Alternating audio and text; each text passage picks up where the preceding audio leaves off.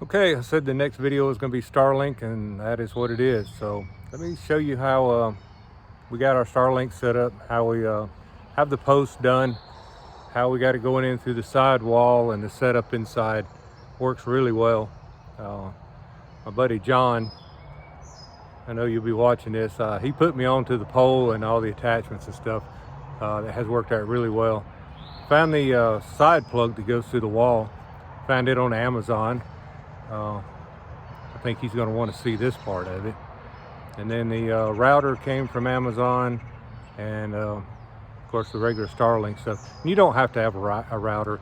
I just wanted another Wi-Fi, so whenever the Starlink is actually disconnected, I can still see things in and around the camper from inside the truck on a Wi-Fi device. You don't have to have internet; you just have to have Wi-Fi. So the Starlink gives it internet. So let me show you around a little bit. Okay, so this is the Starlink on the flagpole from Harbor Freight. It's a Harbor Freight flagpole, and you get a bushing that you can order from, I think Etsy has one. Found mine on Amazon. Anyway, it's just a little plastic 3D printed, easy for me to say, 3D printed bushing that goes to the end of it that the Starlink actually plugs into. So you take it out of the stand, and then you put it into this bushing in the top of this flagpole. And that's a 20-foot flagpole. Then you can get this foot for it. And I just put it under the jack. That's where you get it from.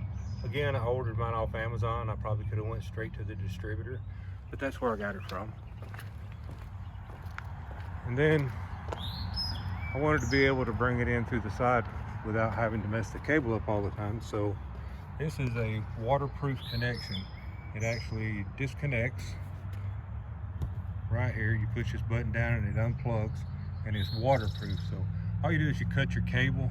I know a lot of you are gonna cringe when I say that, but cut the cable and use RJ45 connectors.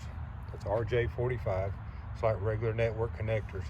It's like Cat 5, Cat 6. So that's what this cable is. I believe it's Cat 6. Somebody might correct me. But anyway, you just cut it, and you put one connector on the inside and then one and this piece on the outside. And then when you plug it in, it makes a positive connection.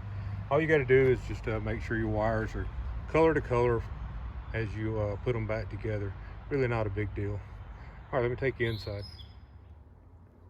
So I've pulled my TV out of the way where you can see it. Here's the TV. It goes against the wall, but it is on a swivel mount where I can pretty much put it anywhere I want to. What I did was I came through the wall inside this closet and then brought the cable in through the top. Yeah, I'm going to dress the hole up. I don't like that, but it is behind the TV, but I still know it's there. You come down, and I bought this connector, which is for the Starlink, which allows you to hook a network cable in.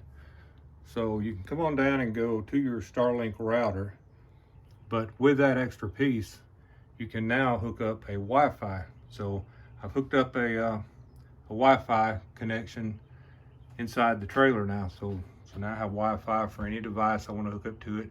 I hook my laptop up to it, or whatever you want to hook to that needs a connection. Also wirelessly you can hook to it. Yeah, it works pretty good. Sitting outside around the trailer works pretty good, but everyone knows these trailers are Faraday cages, so if you get too far from the outside, you're not going to have any internet. The nice part of it is it's right here next to a window, so as long as you're fairly close to it, you get a really good connection. We just don't have any trouble out of it. This also allows me that if we have the Starlink powered down, stowed away, this Wi-Fi still works. I still can see any camera on the outside, or I can see the pet camera on the inside of the RV, so I can see what my little fur babies are doing.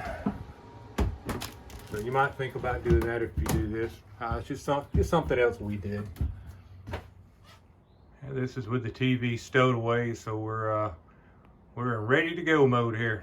So everything is hidden behind it.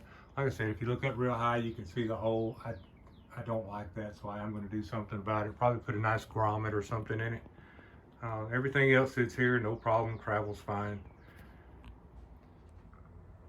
Okay, so that's it for the Starlink installation. It's really easy, not real hard to do. The waterproof connector, like I said, come from Amazon. The wireless router, Amazon. Uh, Pretty much anything you can get from Amazon. I did have to go to Harbor Freight to get the flagpole.